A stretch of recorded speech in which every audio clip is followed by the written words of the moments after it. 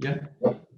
Evening, everyone, and welcome to our last in a series of talks for this year's Open House Festival, where we've been chatting to some of the UK's leading design-led architects.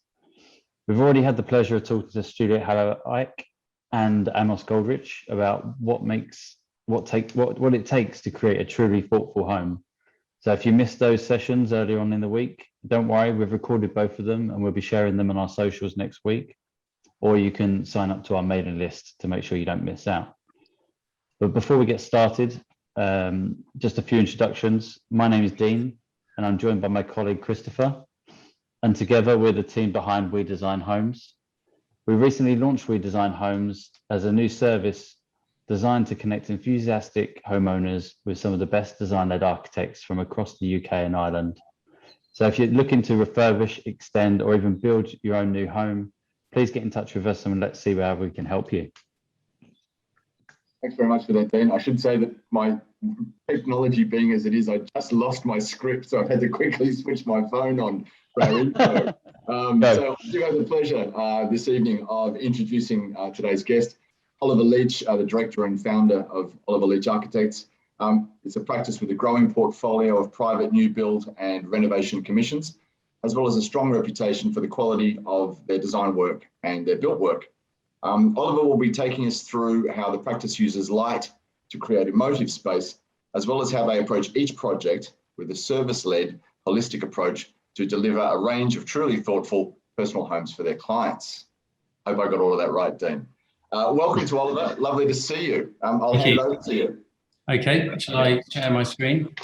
Yeah, go for it.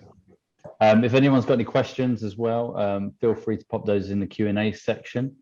We'll see if we can weave them into the conversation. If not, we'll just pop them at the end and we'll put them to Oliver. Off you go, mate. Okay, well, thank you so much, Chris, for the introduction, and Dean for inviting me to talk today. We're very grateful to have this opportunity and excited to show you some of the work we've been doing and also introduce a little bit about our practice. So as Chris mentioned, I'm Oliver and I run Oliver Leech Architects, and we have a small studio which focuses on solely on residential design. So the design and delivery of bespoke homes for end user clients. And that's our sole focus as a practice. We're based in Wandsworth, and so naturally a lot of our work is in London. But we also work across the southern England. We've had a job in the Cotswolds, got a job in Hampshire, and do a lot of work in Surrey. So really the whole of southern England is our stomping ground. So I started the practice 5 years ago. I was working for some more commercial architects, but my passion was really always to design homes. And then I worked for a few years with Neil DeShaker Architects, who We Design Homes know very well, as he did the talk last year. And that gave me the opportunity to really start designing homes. And then eventually I was in a position to start my own design studio, which was 5 years ago. And since then, we've grown to 4. So we're still quite small, but we have a really good team here in the office in Wandsworth, all of us architects. And in the past 5 years, we've worked on about 30 projects, some of which are shown here, all private end user clients. And we don't really have any plans to do anything else at the moment. We don't really have a typical project. Being in London, obviously, with the housing stock, mostly, there's a lot of Victorian houses. So a lot of our jobs tend to be renovations and refurbishments and extensions to those houses. But more and more we're doing some new builds out in the countryside, which is really exciting. And all these projects you see here should be finished in the next, they're either finished or they'll be finished in the next 1 to 2 years. So it's an exciting time for us. And as I mentioned, we work on a variety of scales. So when we started the practice, we did a lot of work in London, extensions like this one here in Camberwell, but we also are moving towards larger schemes And this is a job to the right that we've just completed in the Cotswolds. It's a grainy iPhone image, so I'm about to get proper photos done. But yeah, the clients have moved in last week, and should be signing off completion next week, which is very exciting, and I can't wait to share that with everyone. That's good. And another large job, which is, well, our largest to date, is a new house in Hampshire. It's a 6-bed house down in Stockbridge, and at the end of the garden is the River Test, which has fishing rights. So I'll need to practice my fishing for site visits. But this was us on Tuesday doing site inspections. They've just poured the concrete slab, and I'm standing where the new front entrance will be, and this will have a view all the way through the house eventually to the river at the bottom here. So that's going to be a really stunning project. And because a lot of our stuff is in London, with the space at a premium, the actual opportunities to create architecture in the more sort of formal sense is more limited. So we don't consider ourselves just architects. We consider ourselves designers for lots of things, and whilst of course we do the envelope of the buildings and the glazing and the surfaces, we also do a lot of interiors. And I'd say actually it's almost a focus of our work. I'd say 75% of our work day to day is probably dealing with the interiors of a house. So kitchens, bathrooms, joinery, of course, curtains, blinds, door handles, furniture. There's sort of an endless list of things we can design in the house. So we don't just stop at the shell. And we think the most successful projects are those that are sort of designed holistically by one person or by a team of people, but someone from the outset has really thought about how the inside and the outside can combine together. So that's a little bit about us. And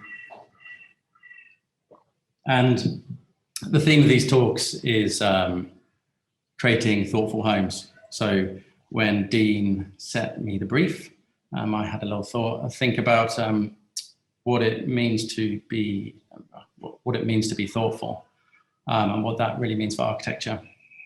And for me, it's sort of pretty much means the same as if you were talking about a person. And if you were talking about a person being thoughtful, it's probably someone who cares about others, but also cares about their own actions, really.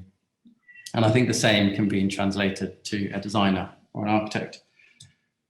So we pride ourselves as a practice on caring about a whole host of things. These are only a sort of small selection. And these are what makes us, we believe, into thoughtful designers and creating thoughtful homes. So, I mean, first and foremost, the client is probably top of the list. They pay our wages, so we're employed by them, which is so that their needs need to come right at the top.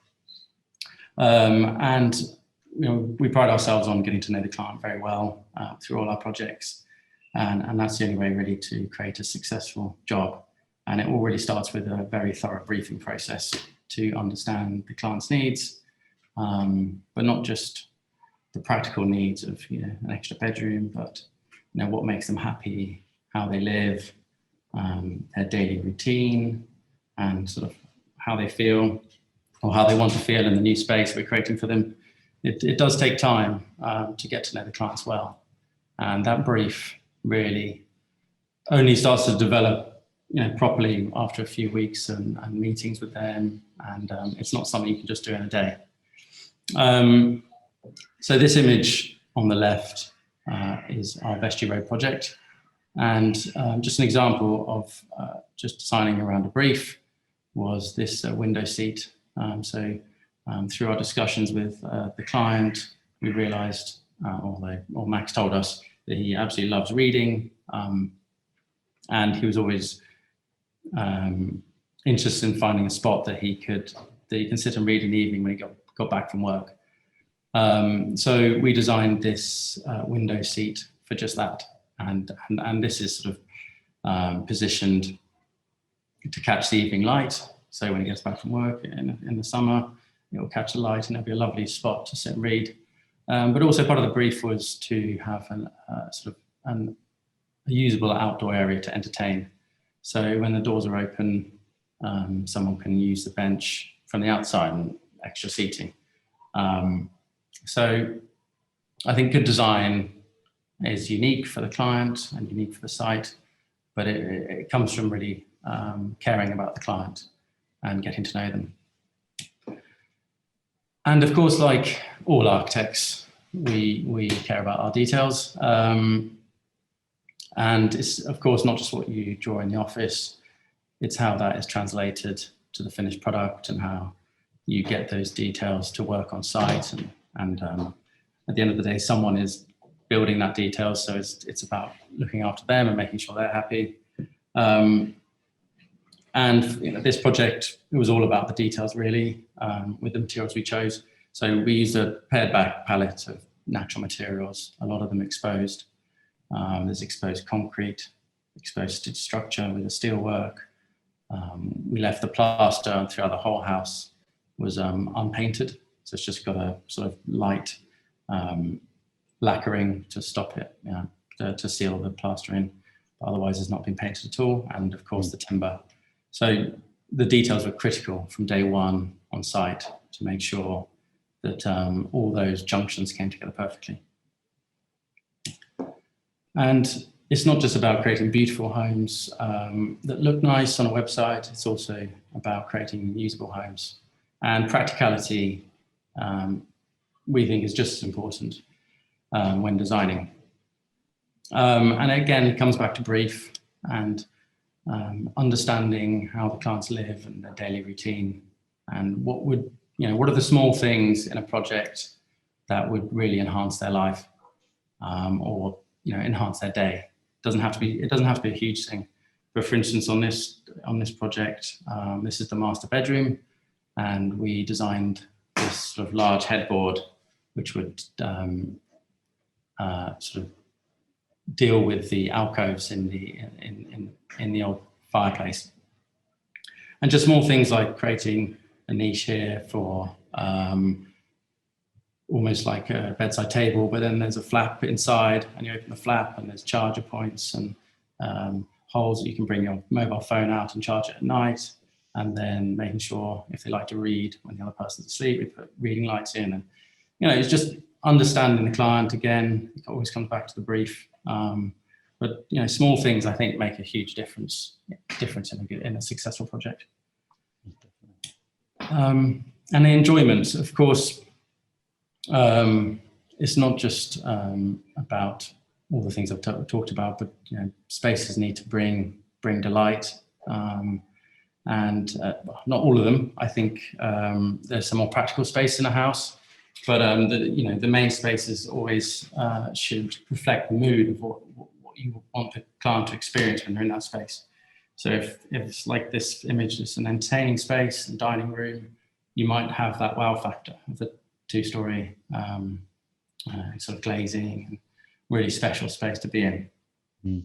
But then in a sort of TV room or snug, you might want a more cozy space.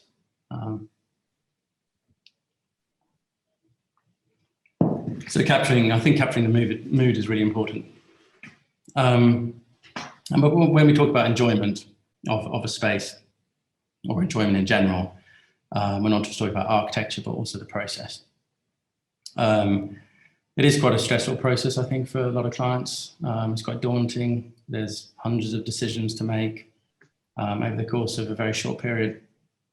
And we try and take that stress out of the process for them as much as we can, and make it an enjoyable process and make it rewarding, because a lot of clients are spending a lot of money. It's a big risk. They might be nervous about it. And it can sometimes be, there's a lot going on when you're designing a house for yourself. or asking someone to design a house yourself. So our job is to really care about the client again and make sure it's an enjoyable process for them. And through all these things, behind it all is people and the team that gets it and brings it to site and delivers the project. The three main parties really are always the client, the builder, and the architect, and making sure there's a good relationship there is vital. But there's so many other people behind the scenes really. There's party wall surveyors, engineers, planners, joiners, all the subcontractors, and we pride ourselves on the good relationships that we can form with all the consultants over the years, and we've built up a great network.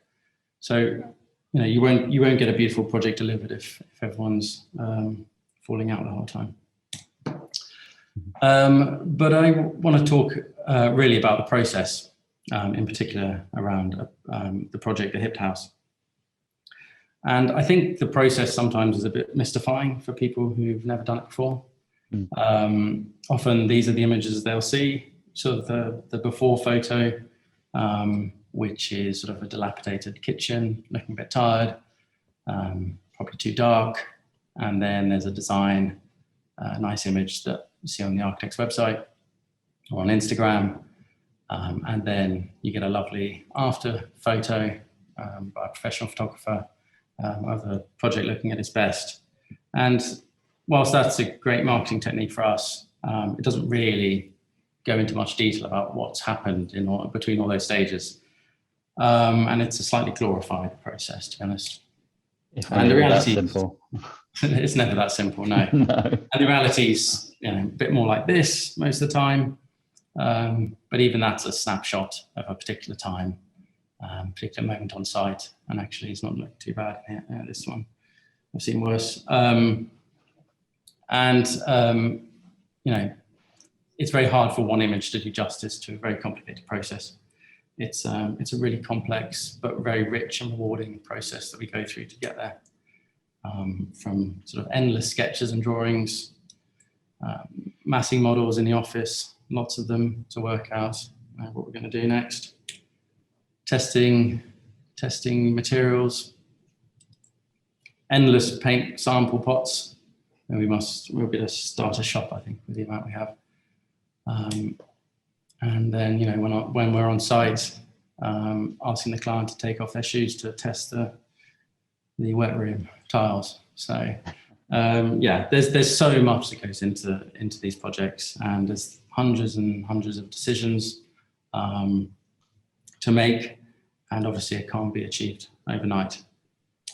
So what we do is we break the project down into bite-sized chunks, and that way we can sort of cross each bridge as we get to it, and we make sensible decisions. We just don't try and design the house in the first week, and we just lead the client through all these different stages until we get to the end. And I think it works. I think it works. So I think the clients find it much. They like to have a clear process so they can sort of tick off as they get through. So it's not just for you; it's more manageable for them to kind of understand what's coming next. And yeah, for both of us, really, we know what we need to do next. They know what they need to decide next, and we sort of just go through slowly. We don't really need to rush unless the client's desperate to get into the house. But it's just about taking the stage as it comes, and we always talk about the triangle of cost, time, and quality. And obviously, if you speed up the time, you lose one of the others. But this evening, I really want to talk about the Hipped House and how that process works in relation to a particular project. We finished this project last summer. I hope some of you recognise it. Sort of having its moment. Just been shortlisted, isn't it, for an award? Yeah, it's just been shortlisted for. It was longlisted for Design Awards. Yeah. Finalist for the British Home Awards. So we're very chuffed Very Fingers chuffed. crossed. Yeah, we're looking forward to finding out how far it gets. And we'll just run through the stages of how we get to the finished product. So obviously, I've already talked about the brief. It always starts with a really good brief, and the clients came to us in summer 2018. So actually a fair few years ago, in sort of domestic architecture terms. They're a couple with two young kids, and they bought the house a few years prior to getting in touch with us, as their needs had sort of outgrown the house they were living in. It's an interwar house, sort of mid-century, and detached, as you can see, but only had sort of two main double bedrooms, and the other two bedrooms were very small, so just single bedrooms, and with the two kids, and they really had no space to expand. So one of the parts of the brief was to get three proper double bedrooms, and they only had one bathroom, so also to get an extra bathroom. And also on the ground floor, Melody, who's the client, was a very keen cook. So she wanted to have the kitchen as the focal point of the house and have a nice large kitchen. It was connected to all the other spaces. So if the kids are in one room, they're not, they're always within sight. And of course, there was a garage. Well, not of course, but there's a garage here, and that seemed to be a bit of a wasted space. So we were looking at what we could do with that, because you couldn't even fit a car in anymore. So they were the sort of that was a practical brief in terms of their very basic requirements, and it's almost like a day one brief when you first speak to them, when they're calling you to ask for your help, and that's just the start. And then we went through a much more detailed brief to understand what they truly wanted and what their aspirations were. So the first thing we do when we start is we analyze the house and what are the issues and opportunities that we can get out of this house. So this was the ground floor, the hallway at the front, and then there's 3 rooms off the hallway with a small bathroom. So the main rooms are the small kitchen, sitting room and dining. But the issue is they're all very cellular spaces. So there's no crossover. When you're in one space, you don't know what's happening in the others. So that was one of the issues that we always wanted to solve, so they could, as a family, enjoy their time together. The other issue is, actually these are photos showing the spaces. This is not doing the clients any justice, because my photos of the existing were terrible. So I've got this from the particulars of the sale. So actually, this is the These client, are the sexy ones. This is the owner. This is the owner before. So their furniture is slightly different, but it gives a sense of the space that we inherited and the windows. One of the main issues was lack of light. Small, mostly single aspect rooms, very little daylight.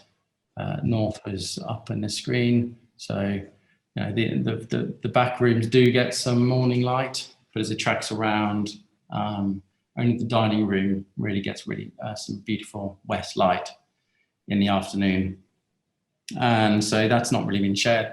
It's just the dining room. So how could we address that? And also the whole southern aspect of the house was pretty much blocked off. With small windows, that's one of the windows in the bedroom.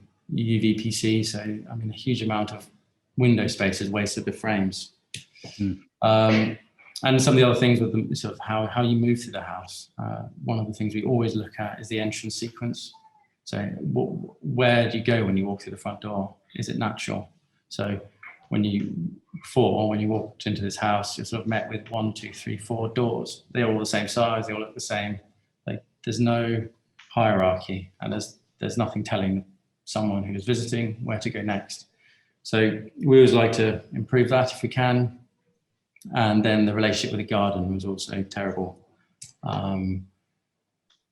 with only one door out to the garden, and then there was a couple of meters of patio, and then a big step up to the lawn, which had no actual steps, just sort of low wall So we really wanted to improve that.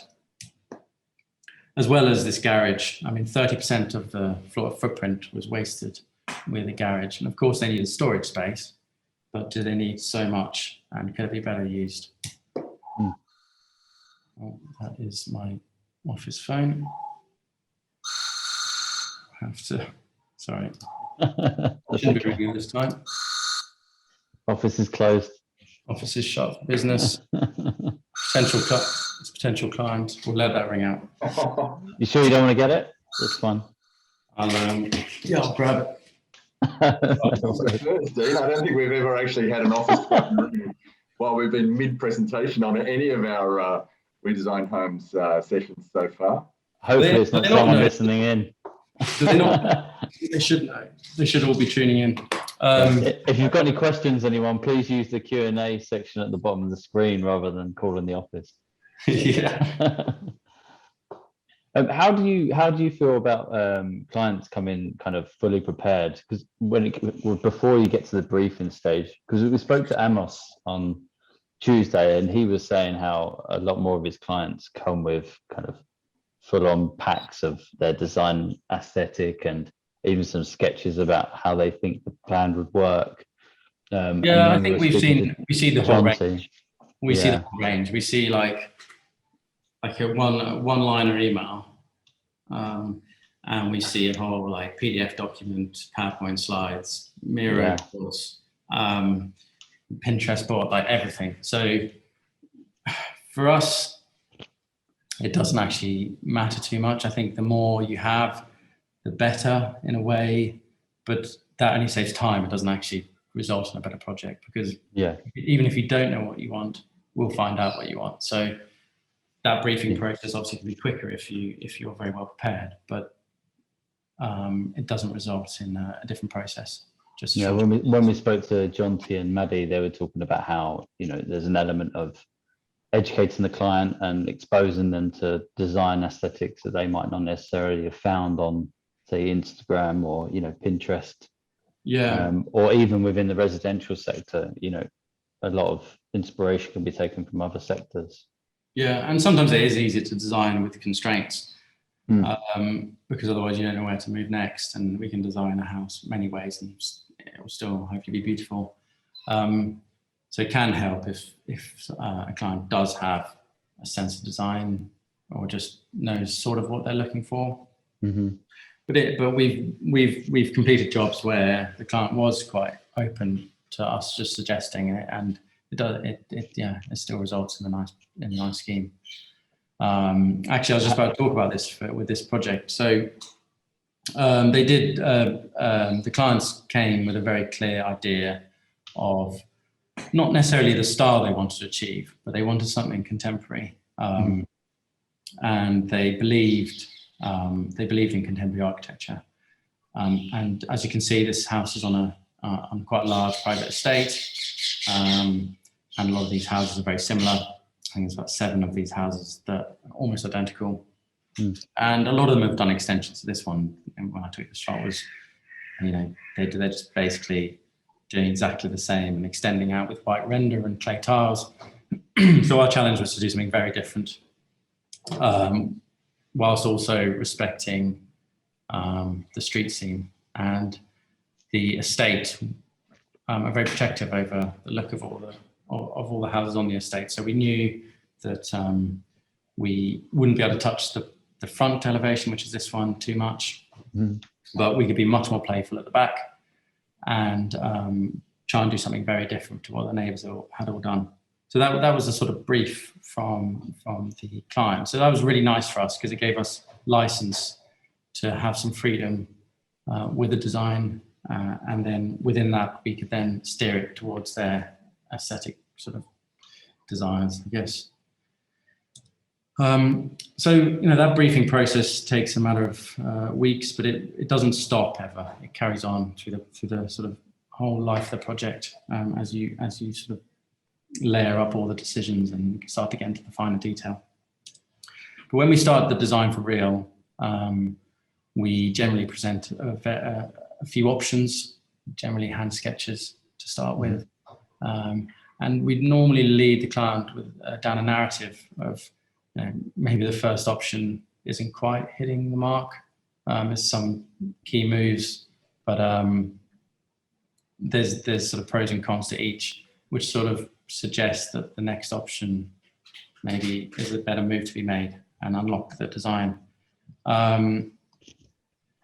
So this was one of the first options, but generally the principles that we set at the beginning can be taken through for all of them. So we already identified that this is a walkway down the side of the property. We want to retain that, but also it's where all the drainage and services run. So this area made sense for all the services and the sort of more utilitarian spaces, boot room, laundry. You still got the downstairs loo there and the kitchen. If they back onto that space, it's a pretty sensible move. And also the fact that there's the light at the south, so we really want the living spaces along this side of the house. And this option, we put the kitchen and dining room at the back of the house where they have access to the garden, but that basically landlocked a central room that became very dark. So that really wasn't working that well, and we kept in a large portion of the garage. And then we started to explore the idea of what if we carve out a small courtyard and lose some of the garage, and that way we can let light penetrate deep into the plan, and suddenly all the spaces here sort of rotate around this new courtyard. But one of the things that this design did had the kitchen in the same position, had a dining room, and then a formal sitting room in where the old sitting room would have been. And then this was more like a snug that the kids can sort of play and watch TV. And that's often a move that we make with a lot of our projects, is having this sort of dual sitting room where there's more formal space, maybe the adults, more of an adult space that they can close away, and there's no toys, and it's quite nice. But the clients here were quite insistent. They actually didn't need to have two sitting spaces. They were happy to have quite an open plan layout, and the sitting room could be more informal. So this is the option that actually became the design. There's a sitting room here, which is got a courtyard, actually two courtyards, one here and one here. And then there's actually two dining spaces. So you had the more informal space, you might have breakfast with the kids. And then it was clear through the briefing process that they did a lot of entertaining, especially for weekends with family, extended family. So the dining room actually became more important than having sort of two sitting spaces or snug, whatever.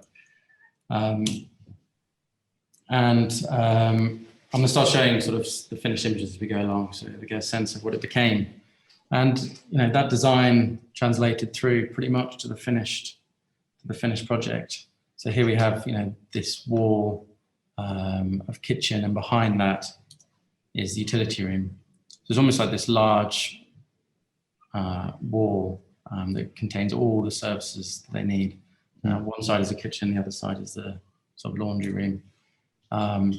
And then this open plan space, so where we're standing is the sitting room, and on the left is the dining space. But you can see just from this image that the entrance sequence has been completely changed. So rather than just entering into a small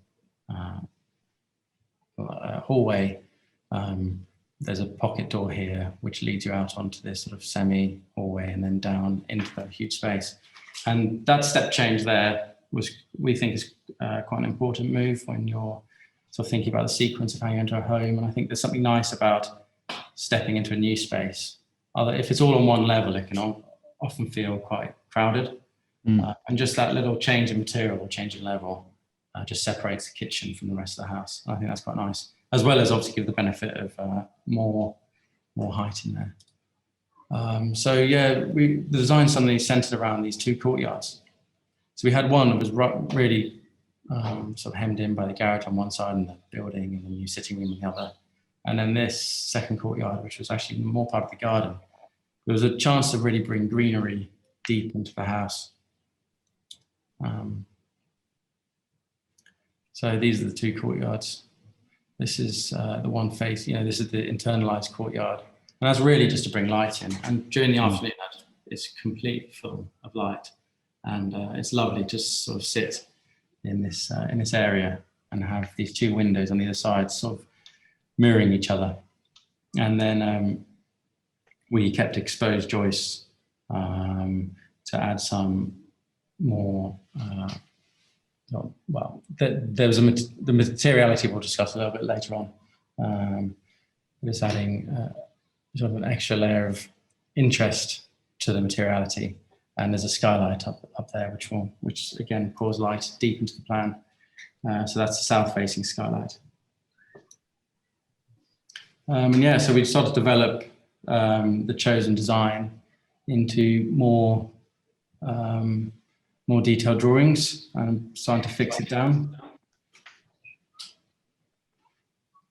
And again, for the first floor, we did the same process. I won't go through all the options, but the original house had these two main bedrooms, and it had a bedroom here, and this was another bedroom here. And the driver was to create 3 proper double bedrooms. So the extension offered the opportunity to get a new master bedroom in here, overlooking the garden, with lots of storage, and then they'd have an ensuite off the master bedroom. Yes. And this is one of the early sketches. So it actually looks quite different from images of the finished project. And I'll explain that in a second, but we were starting to really think about materiality, and we always knew the brief was to create something very different. So what was a very solid building of clay tiles and white render and small openings, we thought we'd sort of try and flip on its head and try and use much more lightweight materials. So we started to think about timber and lots of glass and creating something that was much more permeable and much less solid than the existing building.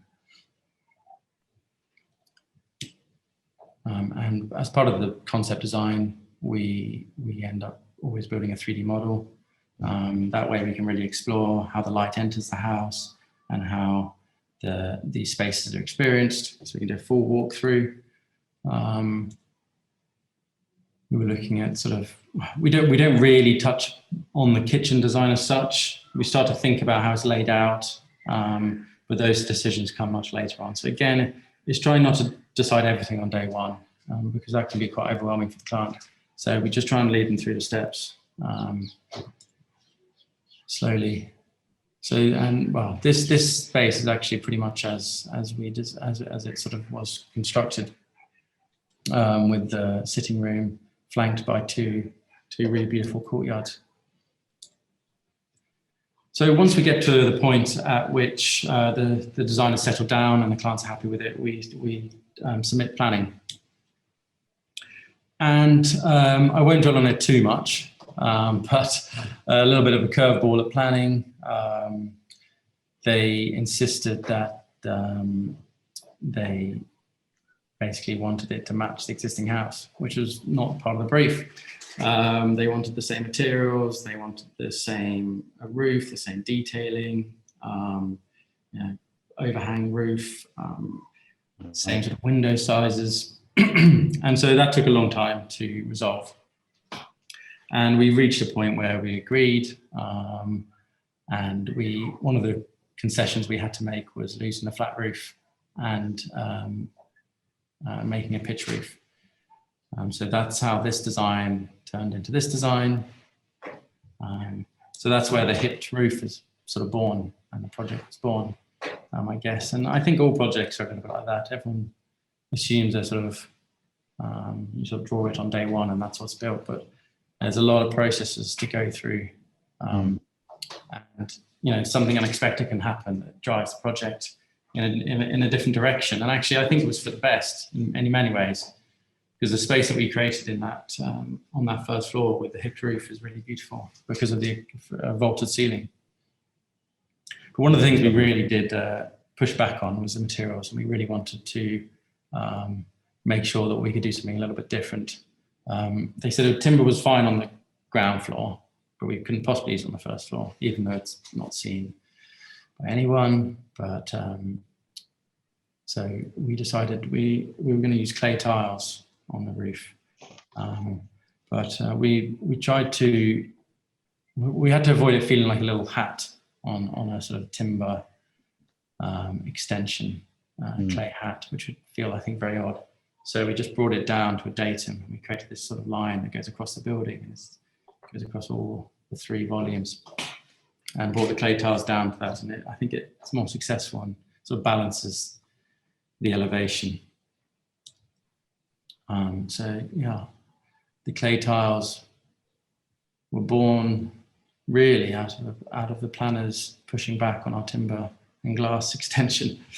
It maintains that uniqueness, doesn't it? Yeah, well, that was one of the challenges, really. Like, yeah, I'll come on to it in a minute, but the challenge was, right, they said clay tiles. How far can we push clay tiles? Yeah. So we eventually got planning, which was great. That took much longer than expected. And we moved into technical design, so detailed design. So that's when we bring on all the consultants, like the engineer and the party wall surveyor. And this is the engineer's drawings. Start to explore the house and how it stands up. And we start to push our drawings much further on and start to layer up the detail, how it's actually going to be constructed. So it's quite an exciting time, and start to work through all these sort of details we've had in our mind, and these easy moves you do in our SketchUp, our modeling software. But suddenly you have to realize you have a way to build it. So that's when we start detailing. A couple of things just to, we wanted to achieve this effect of the glass going beyond the ceiling line. And I think it's a really nice effect that just adds to the verticality of the space and makes it feel much taller. And also with that as well, we also wanted on the first floor for the glazing all to meet this lovely line that we created and have the window just sit perfectly on that with the dormer above. So, you end up having to resolve it with a couple of steels and trying to create this really complex dormer structure, which takes time, but all good design takes time.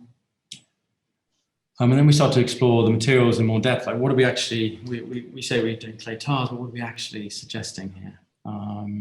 We knew we wanted something to be different. That was part of the brief. But how different could we push it?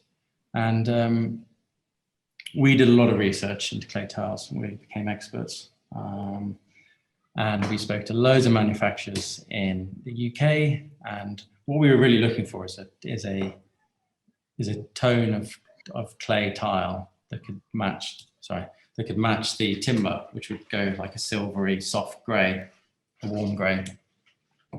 And turns out, of course, that all the clay in the UK is brown or dark red. So we really struggled. I mean, there was this Cambridgeshire clay, which is quite pinky and sort of nearly there, but it wasn't, we did play around with that idea for a while. And then we spoke to a company making these really long handmade clay tiles in Denmark, Peterson. And they offered a whole another world of opportunities. So they have lots of different colors, and they're all handmade, and the actual clay is the colors what you get out the pits. And actually these sort of grays and buffs come from Eastern Europe and Poland. So obviously that comes at a slightly more expensive than a more traditional red clay tile, but that's in the pursuit of something different. These are sort of decisions that we spent a lot of time on with the client. Right. So we chose this one here. We did these little studies to work out which one would suit the timber best. And it's, I think it's quite successful. The timber will continue to go grayer. So I think in 5 to 10 years' time, it's going to be this really beautiful sort of soft grey across the whole facade. So from one challenge to another, how do you actually get these tiles to work? They hadn't been used much. I think it's only a few projects in the UK had used them before, and turns out when we started detailing it, they're actually not waterproof because they don't overlap in the same way a traditional tile does. So another headache to solve. So we basically wrap the whole building or the whole roof in a waterproof envelope, and then these tiles are almost like a decorative covering. It sort of stops 80% of the water, but sadly that's not good enough.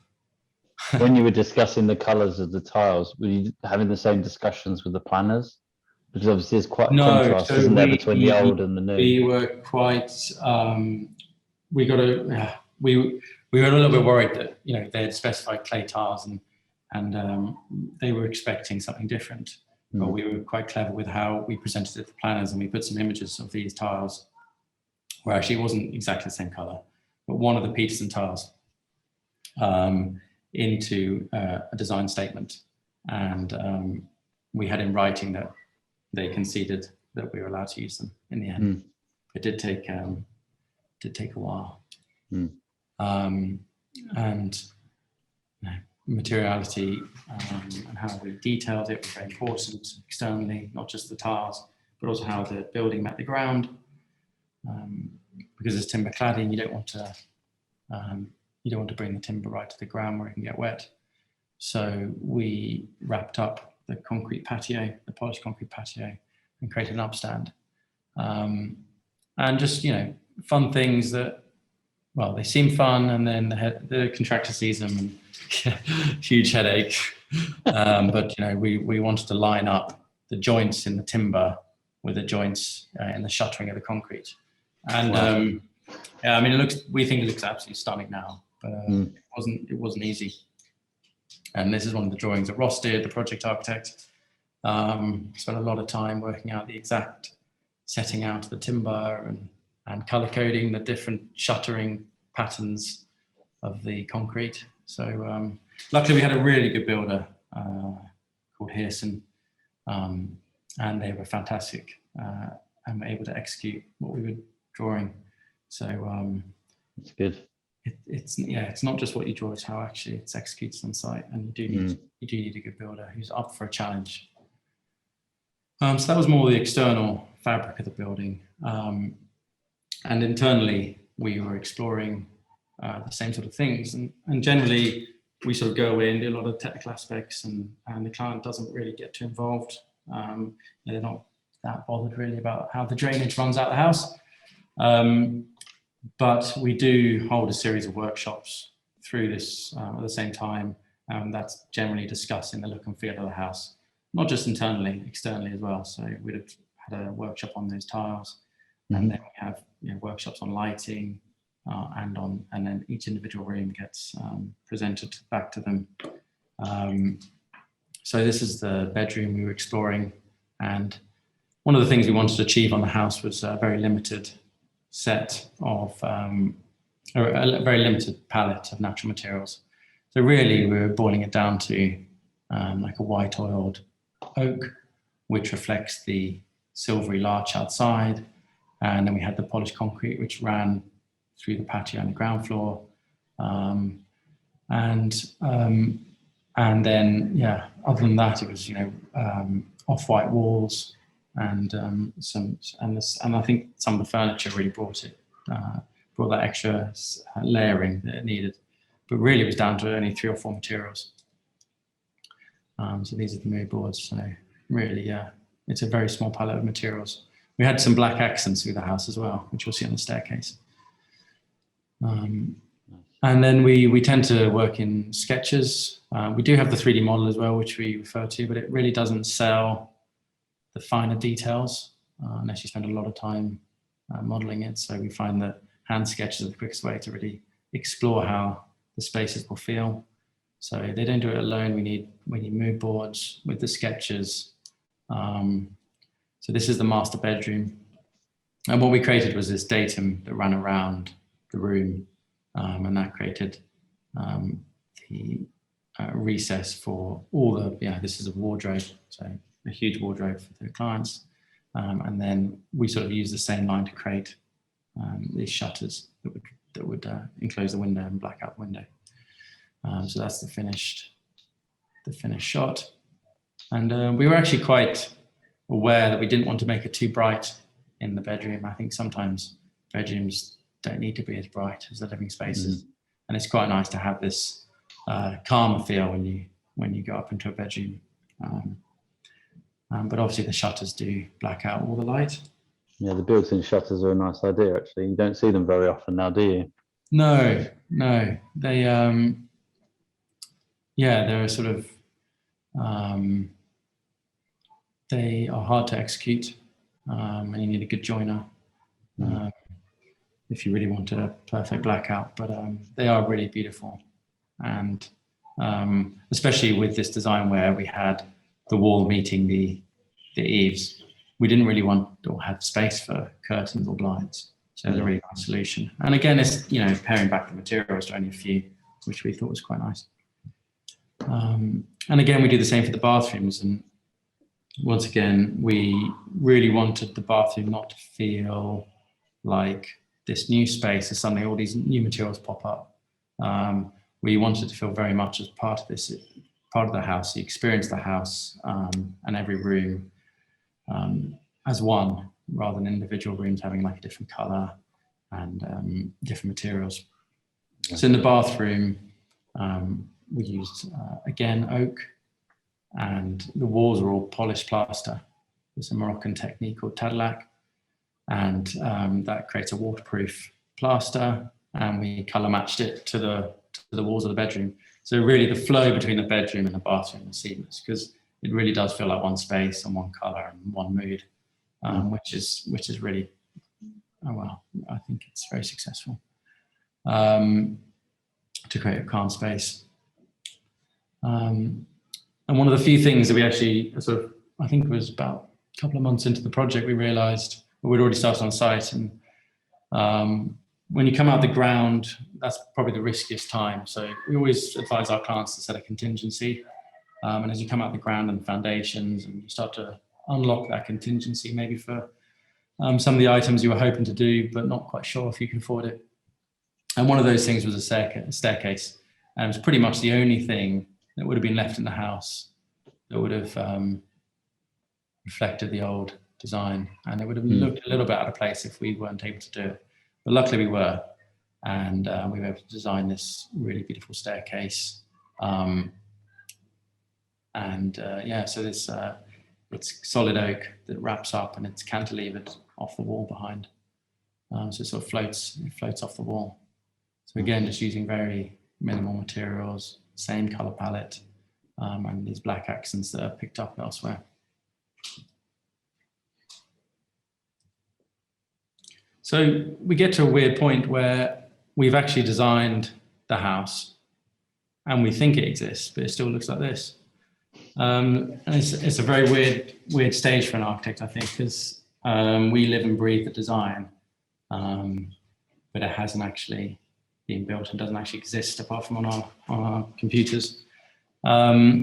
So we go through various processes after, once we've done all the mood boards and designing with the client and the interiors, we have a package of information that we send to the builders to price, and then we're able to advise on the builder's appointment and choosing the right one for the job. So we help with all that process with the client, and we chose the builder Hearson to do this job, and then we could start on site. But quickly it becomes reality, the design that sits in our heads and on our computers. And it doesn't take very long for it suddenly to feel like the house we were sketching. To get to this. And you were with this project all the way through construction and through. So we manage all our projects all the way through from the first meeting all the way through to the sort of handing back the keys. I think that's really important for the success of a project.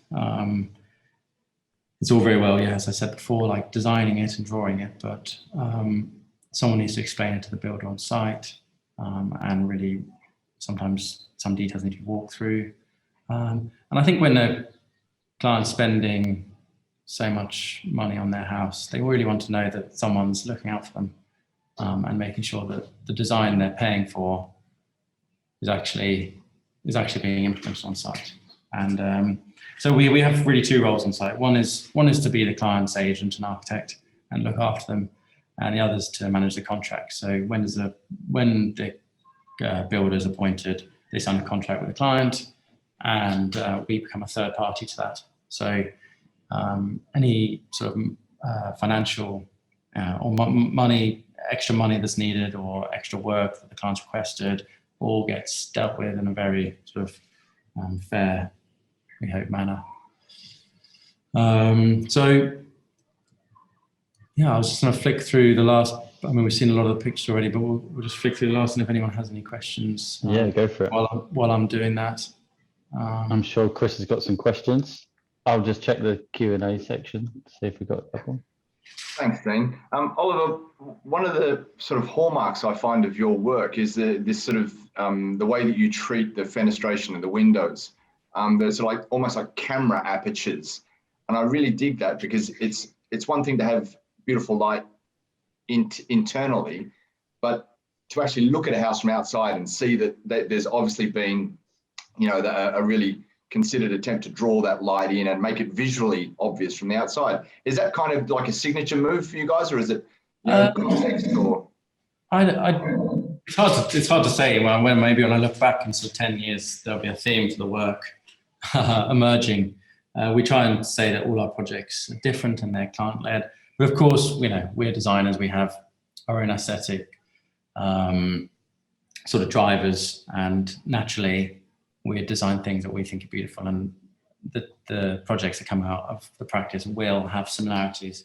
And I think, yeah, I'm always drawn to sort of spaces that are carved. So rather than you know, lots of well, there's architecture that can be made up of lots of small bits, and there's architecture that can be quite monolithic and carved, and it almost feels like you've got a solid object and you're punching holes through them for windows, and you're carving out spaces that become rooms. And I think I'm sort of, yeah, I lean towards that sort of approach when I'm designing.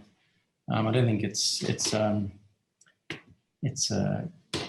something that is at the forefront of my mind when I'm designing, but I do seem to lean towards that when approaching a new project. So yeah, the openings do become almost like they're punched holes through a wall. And I think Jonty was showing us yesterday, it's the same product on the windows, but there's these really great window products made by Velvac. And what it means is you have a frame on the outside that obviously you can't hide from the outside, but from the inside you can completely conceal the frame. So this is actually a window, it has been shut, and that's the sill, that's not a frame. Well, it is the frame, but it's flush with the sill, and there's a little handle on the side. So you get these really beautiful, almost frameless apertures through onto the view. And I think it does like add a real sense of looking just straight through rather than at the frames. Yeah, they're gorgeous. I wonder also, Oliver, just before Dean jumps into the Q&A from the chat, sort of some of your work is obviously, you talked about, designing and constructing in London and the constraints that come with that. And then when you go out, you sort of go out from London, you have greater freedom.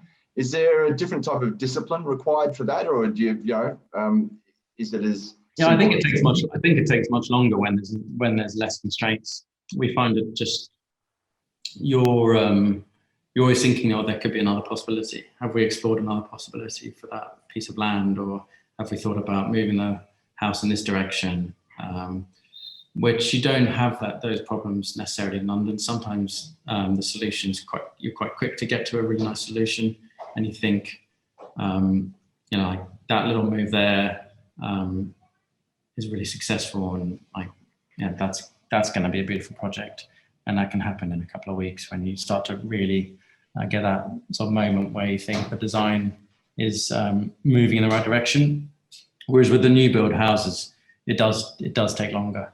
Yeah, and I think we use a lot more model making when we're doing the new build houses, because really like the position on the site and the scale of the volumes and the orientation of the volumes is really important, and we have to explore that for much longer. Right, Dan, have we got much from the queue?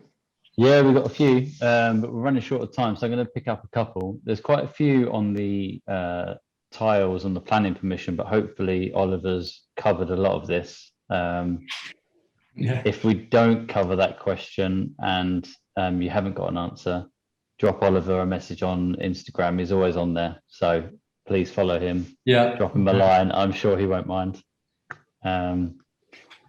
We've got someone asking about the staircase and the structural elements to it. Is it simply cantilevered wood, or is there some kind of underlying steel in the frame? No, so there's basically two huge sheets of steel that sandwich. There's a blockwork wall, and there's two sheets of steel either side that go sort of diagonally up the wall, and they sandwich the blockwork structure.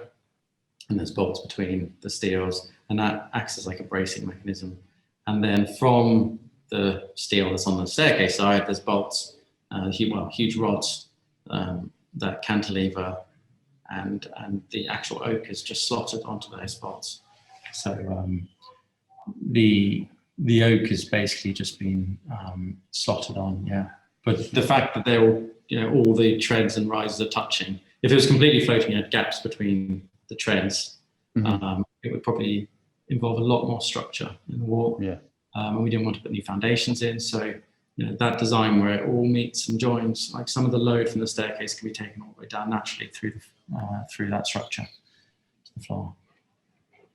Brilliant. Paul was asked, is the timber cladding fixed back to an outer leaf of blockwork, and how did you insulate the concrete plinth at the bottom? Good questions. Yes, in the first question about the timber cladding, so it's a blockwork structure. So then on top of the blockwork structure, there's battens, and the timber cladding is fixed onto the battens. So there's only one layer of timber cladding. So actually between the gaps, you will see the battens, but they're painted black. So in the shadow, they don't appear. And the second question was about the concrete upstand. So yes, it is insulated on the inside though. So it's almost like a cavity. So rather than have a blockwork outer leaf, it's a concrete outer leaf. So very much the same as if you were doing a cavity construction with blockwork or any other material. Brilliant. Rachel was saying you obviously encountered a few problems with planning. She's asked, do you share these sort of constraints with other companies, or would another company have to go through the same experience? I'm assuming she's talking about other practices that are building in the area.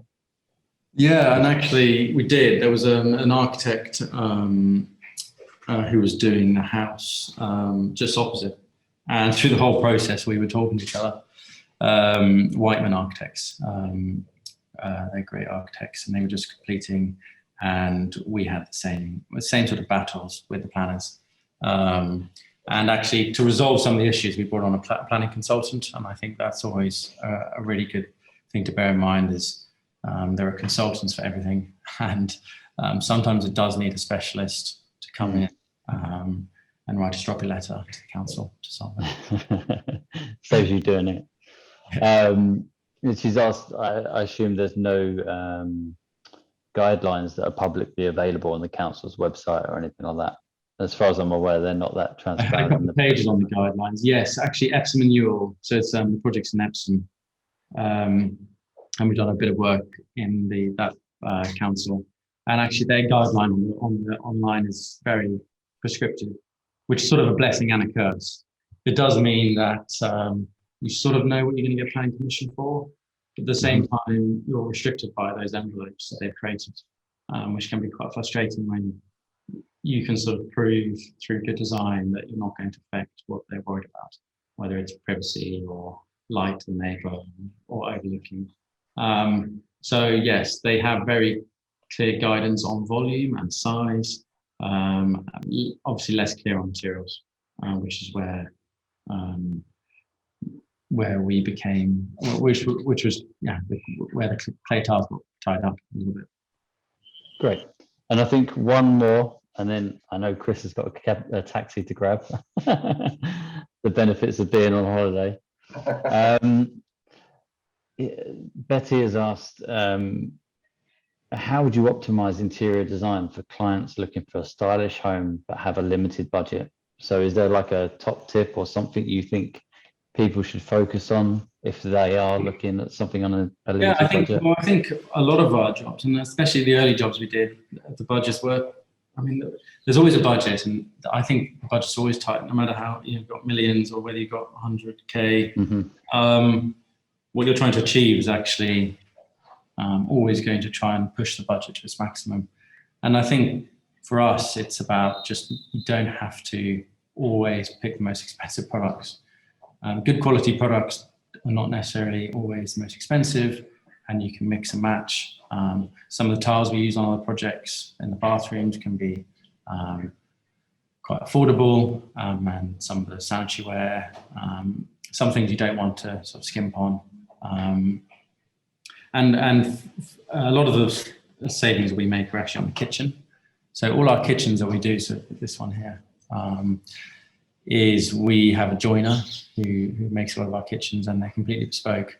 And it's probably a little bit more expensive than like a Howden's or an IKEA, but there's limitations with those type of kitchens, and we can basically create a really premium kitchen for a fraction of the price as like a high street brand. So I think there's always creative ways to save money in the project. And I think just the most important thing is always to get the bones of the building right, and the key moves. So make sure that natural light is something that we're very keen to make sure every room has, if it's important to the room.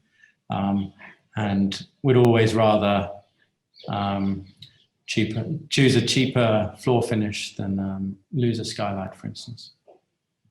I suppose that's the benefit of having you guys in the process throughout, because things will change, unexpected costs will come in, and other savings might need to be made elsewhere. So yeah, your knowledge of the market and everything like that is going to exactly. And often budgets sort of becomes a little bit overlooked or not talked about, and people are told not to talk about money. But really, when it's the architect and client relationship, it's really important to always talk about the budget.